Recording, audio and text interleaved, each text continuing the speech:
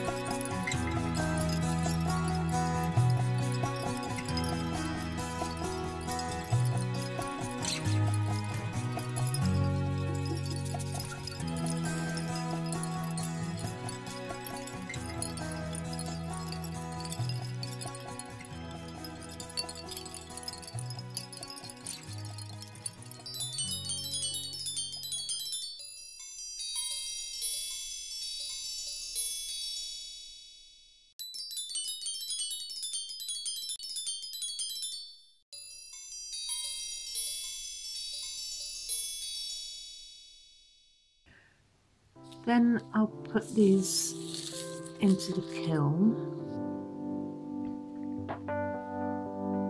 So I'm laying them on the shelf.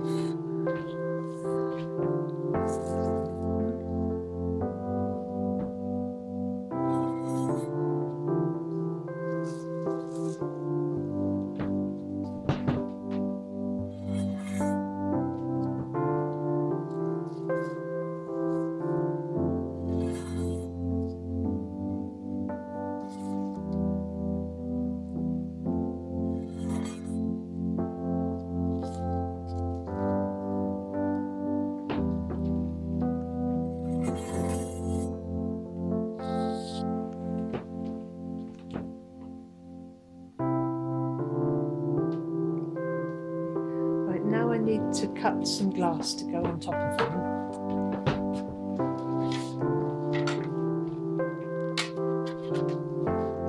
So I've got this, which is 3mm of clear glass, and the size I want.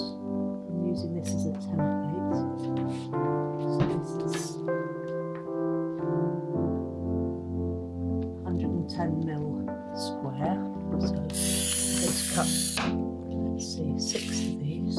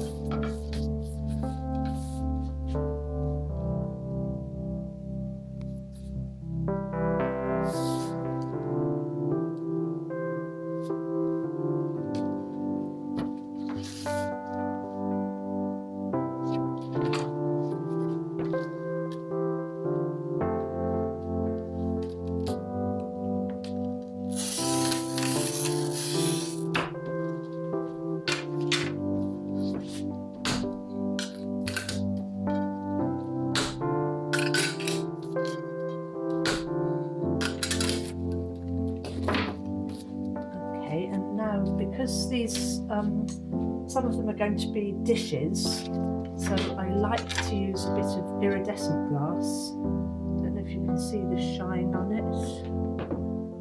It's got this sort of iridescent finish.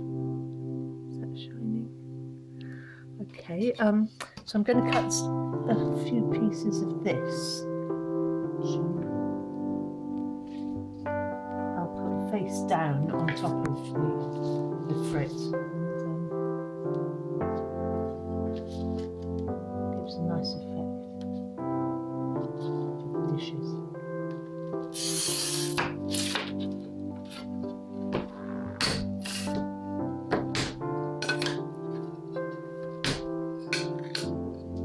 So this little angel, you have to make sure you get the irid side down, so there it is, the irid.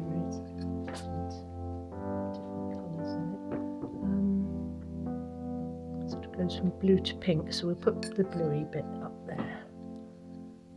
Put that on top of the angel, centre it up, and then I'll give it a layer of clear glass on top.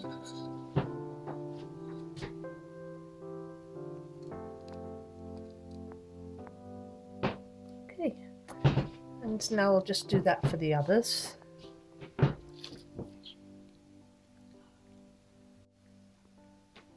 Okay, now they've all got glass on top of them, I'm going to take them over to the kiln.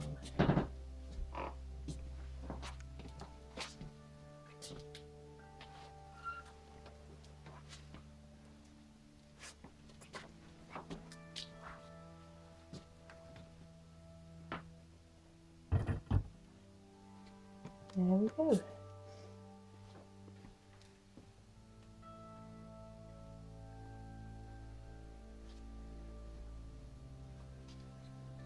Close the door. And I'll program it.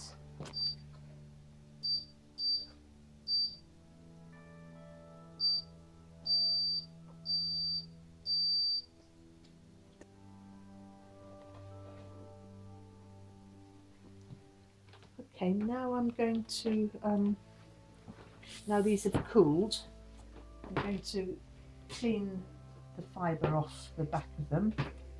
So for this, I'll peel these bits off. I'll use a bit of water because it saves getting dust in the air. And just clean off this fibre. I can get most of it off with my fingers like this.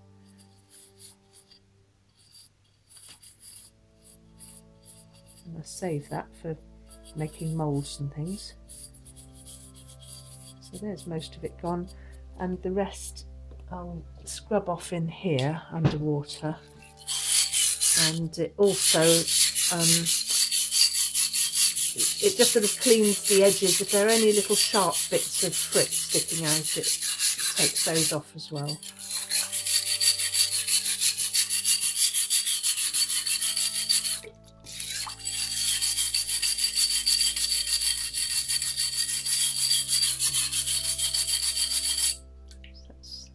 See if that feels smooth now. Yeah, that's reasonably smooth. So now I'll dry it off.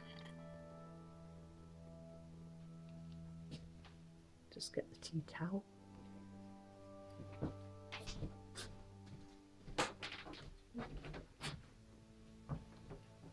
There we go. Dry it off, and then you can have a good look at it with the light through. So if that was a hanging, that's what it would be like against the light. Have two little wires on it, of course.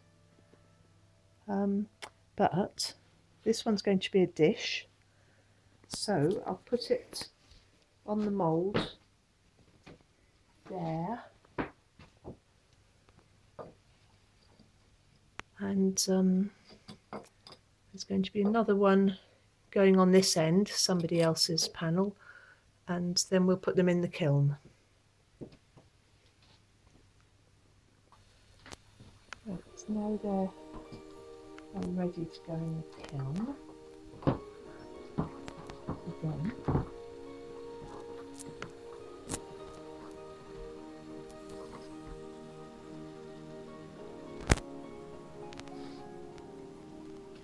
This time they won't be as hot as they were before. They'll go up to about 650 centigrade, just enough to slump into the dish and pick up the shape of the mould. I'll just put the others in.